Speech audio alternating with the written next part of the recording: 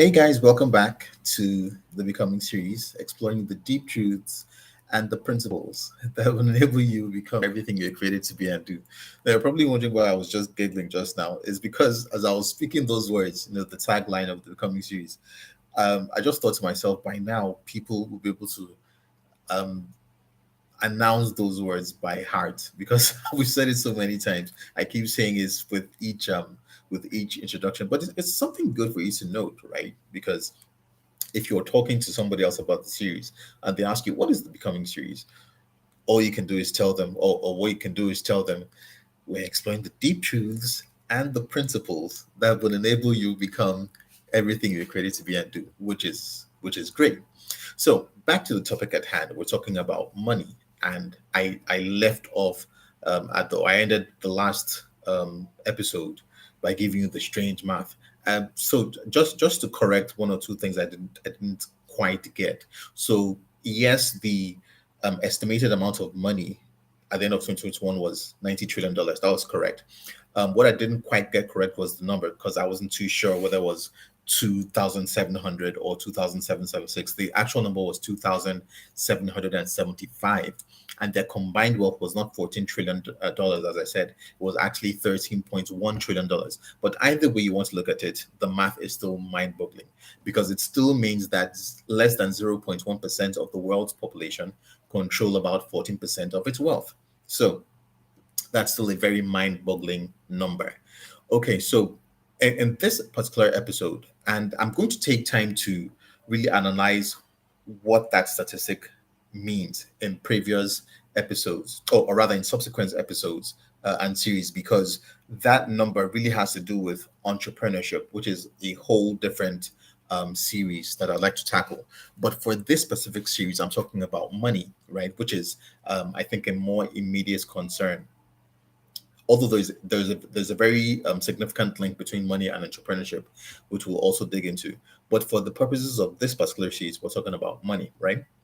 So, in order for us to understand money, we need to understand its root and its purpose, right? Because for you to understand something in its entirety, part of what you need to do is to understand its source, understand its existence, why it exists in the first place, understand the reason for its existence, which is really purpose. So, what is the reason for money? What is the reason for wealth? Because if you're able to understand that, it makes things easier. Where the purpose of something is not known, you will abuse it, as we've said before, right? And if you want to know the purpose of something, don't ask the thing, ask the creator of the thing. So, who created money? Who created wealth? Where did wealth originate from? And I'd like to tie this into, yep, you guessed it, into biblical principles, because that is what I believe. I believe that um, the entirety of life, right? All the questions you're asking about life, or at least the key questions, you can find the answers in the Bible. You can find the sources, the reasons, the answers, the solutions. You can find all of these in the Bible. And from research and from listening to various things, what I've found is that the source of wealth actually emanated from God, right? Actually emanated from God and actually emanated from the kingdom of God, right? Now, how does that work? Or how did that work in the first place? Let's talk about culture, right? So, for those of you who, for instance, if you were born in a country like Nigeria, right, if you've done your history, you'd know that Nigeria was once a colony of Great Britain, right, or England, if you will.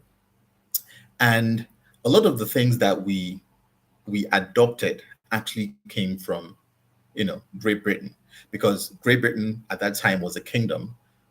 Well, they're still a kingdom actually, but they were the empire, right? They were the dominant empire, one of the most dominant empires on the face of the earth at that time, and they colonized a lot of countries, particularly in Africa, right? So the Anglophone countries, right, as we call them in Africa, those were the countries that were colonized by the British.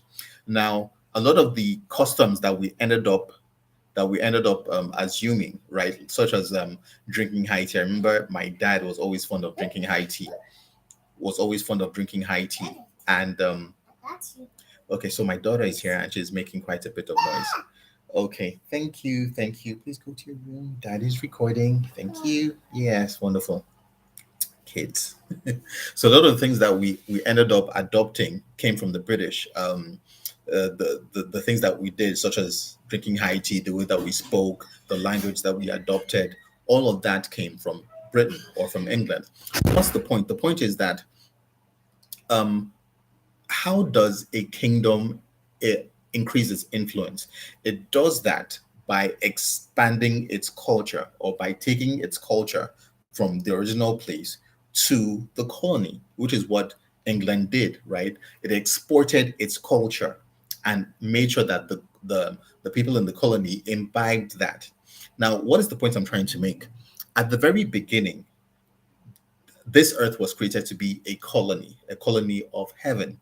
It means that the creator created the earth with an object in mind or an objective in mind. And that objective was to make sure that whatever was done in the original kingdom, which is heaven, was also duplicated on the earth. In other words, the culture of heaven was supposed to emanate or be displayed fully on the earth. And what is one of the key things that you will find in heaven? It is actually wealth. Heaven is a wealthy place. If you read the Bible and you read descriptions of people who had visions and all that, people like the prophets Isaiah, Jeremiah, John the Revelator, part of the description was that you'd find precious stones, jasper, gold, and all of that. Everywhere is wealthy. So it means that wealth is the state of heaven. That is how heaven looks like.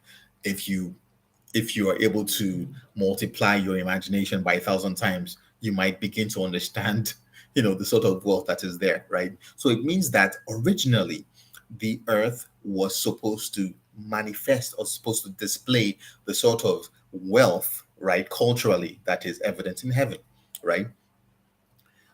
But how does a kingdom, because remember that heaven is a kingdom, how does a kingdom operate? One of the key things that you need to learn is that everything in a kingdom is the property of the king, right? Now, most of us, we grew up, especially if you're part of the younger generation, right?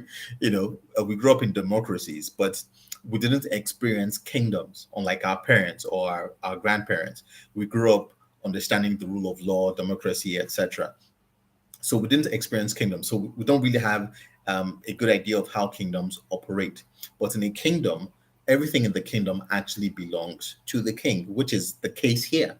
It means that wealth is actually something that belongs to the king. And it is the king that gives wealth to his subjects based on how, on the principles that he has instituted, right? So it means that if you want to get wealth, there must be something that you're doing in accordance with the principles of the kingdom, right? That would enable you to get the sort of wealth that you desire. So we're going to talk about that subsequently in the next episode.